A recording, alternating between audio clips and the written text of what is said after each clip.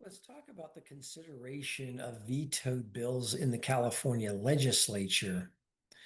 How do vetoed bills get considered by the legislature? Well, let's start with the Constitution. Of course, Article 4, Section 10A says in part that the governor may veto a bill by returning it with any objections that he or she has to the House of Origin. Now, if each house passes the bill by roll call vote, entered in the journal, two-thirds of the membership concurring, then the bill becomes a statute. So, as a result of these constitutional provisions, the governor has, of course, discretion whether to sign or veto a bill that's been presented to the governor by the legislature. And likewise, the legislature has discretion as to whether or not to vote to override a veto. In fact, the language says it proceeds to reconsider it by considering the governor's veto in the Assembly and Senate daily files for a specified time period. Now, the act is discretionary if each house decides to proceed. So the Senate or Assembly or both houses have discretion whether or not they want to consider a gubernatorial veto override. The legislature in Joint Rule 58.5 imposes a time limit for consideration of a gubernatorial veto. It says that the legislature may consider a governor's veto for only 60 calendar days, not counting days when the legislature is in joint recess. So these are calendar days, not session days. So the weekends, of course, are included. As a result of the language in Joint Rule 58.5, and because the legislature is in joint recess in the fall after the first year, the odd numbered year of session, this 60-day period for consideration of veto bills carries into January and often early February of the second year, the even numbered year.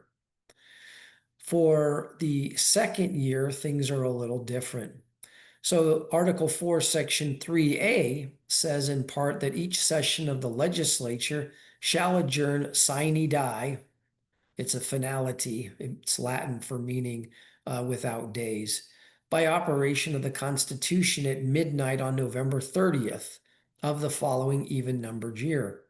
So as a result of this constitutional provision, the legislature only has until November 30th to consider vetoed bills in the second and final year of their session.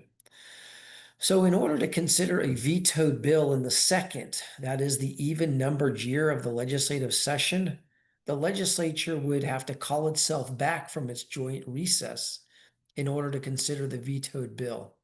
In this regard, Joint Rule 52 specifies in part that the legislature may be recalled from joint recess and reconvene in regular session by any of the specified means.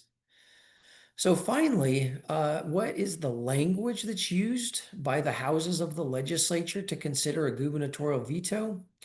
In the Assembly, you'll see the following language in the Assembly Daily File. It says, vetoed by governor, consideration of governor's veto pending.